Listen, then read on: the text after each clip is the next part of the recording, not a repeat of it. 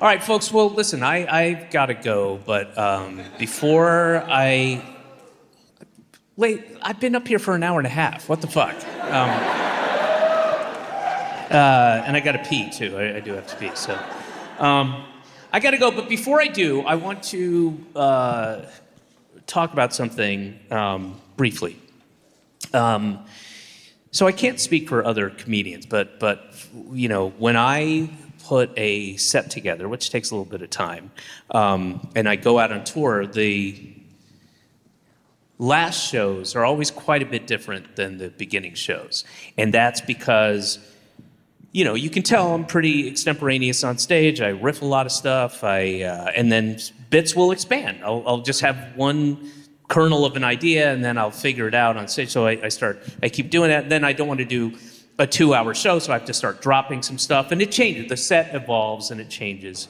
And it happens with every tour. And that's why I'm recording this show, which I've only got 4 more shows left on the tour. And this is already different than the show that I taped in July. So, and I do that all the time. But I've noticed around halfway through that kind of a theme has started to present itself in this set. And I want to, unintentional, I didn't intend for it, I noticed it, and I want to speak to that right now. You know, this is, I've been doing a lot of these tours, and I've been out there a lot, and it's really, really, really bad out there. It's really ugly. It's uglier than I've ever remember seeing it, and it's so, people are really mean and shitty and unkind and zero empathy and cruel and I don't like the level of that people are comfortable with being, you know, racist, anti-Semitic, anti-Asian sentiment, misogynistic. It's just ugly, and there's this undercurrent of violence that's just ready to burble up, and people aren't civil, and there's a lot of willful ignorance. It's bad, you know. It's ugly, and it used to be, you know, you used to say like, hey. You know, when people were running for office, like, if you vote for me, I will help usher in a white nationalist Christian theocracy. People be like, no, thank you. But now they're like, oh, great, you'll fit right in. We have a couple of neo-Nazis you're going to want to introduce yourself to, and they're on the board. And I also don't remember the level of gleefulness and joy that people have at the suffering of other people. Like, they love it. It makes them happy. When a trans kid kills themselves, they're high-fiving. It's funny to them. Brings them joy, you know. And look, America was never great, but it was hopeful. It was progress being made. We felt like we were trying to be kinder to each other and listen to each other and accept people. There was hope, there was optimism, you know? And I think if America wants to get back to that place, then we need to build a time machine and go back and kill the person responsible for the mess we're in now. And I'll do it. I will do it, and I understand the canon of how this works. Like, once you use the time machine, you've altered the space-time continuum, and the fabric is torn, and now the time machine can't exist because you've altered reality. But I'll do it. I will go back in time, and I will kill Jesus Christ. I'll do it. I'll do it for you. I'll do it for my daughter. I'll do it for all the kids, all right? And I'm not going to go to when he was like 30, you know, 31, whatever, because he was kind of ripped, as I understand. He was pretty cut, and he had like a 12-man security detail with him the whole time. So I'm not gonna go there, and I'm certainly not gonna go to when he was first born. We all know that story, the Immaculate Conception, the Virgin Mary gave birth to Jesus. I wouldn't, it's a little unseemly, I think, to kill a one-day-old baby. But we know nothing about Jesus' life from literally the day after he was born until he was like 30 and a half. We know nothing. We don't know anything about teenage Jesus, 14-year-old, sullen, mopey Jesus, covered in acne, hormones raging out of control, just emo. School's a prison, just constantly jerking off, 14-year-old boys jerk off 7 times a day, minimum, and Jesus was no different, okay? And they didn't have Nivea back then. There was no lotion. So 14-year-old Jesus' dick looked like an overcooked hot dog, that had been left in the rain for a week and then discovered by a pack of rabid raccoons.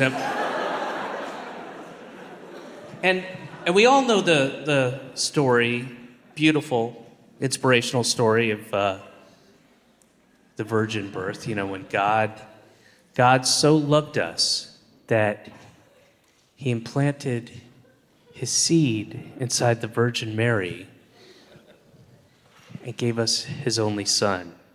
He loved us that much. God took his seed is cum.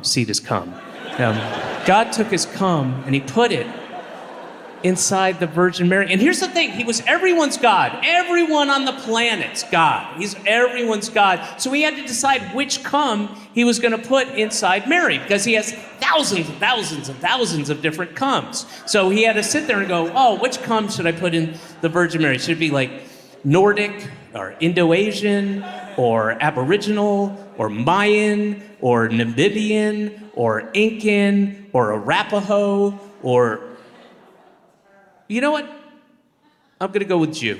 I'm gonna put my Jew cum in her. That's my best cum, And oh yeah, that's good cum. That's good cum. And so God sent his cum all the way.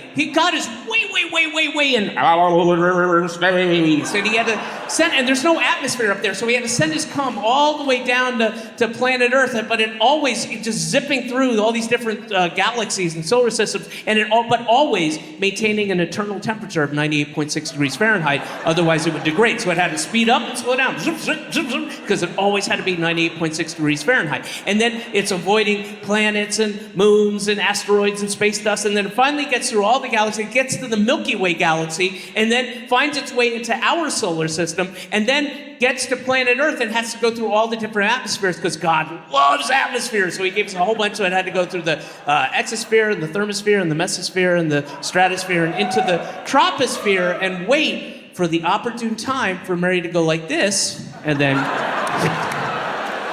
in it went.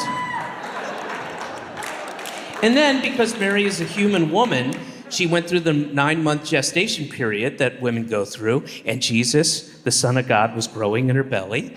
And then God sent the angel Gabriel to Joseph and Mary to explain what was happening, and to also say that you need to go to Bethlehem, either to be counted for the census or to not be counted for the census. It's a little vague. Historians aren't exactly sure what the deal is with that, but it's very important to God to either be counted for the census or to not be counted for the census. But you need to get to Bethlehem.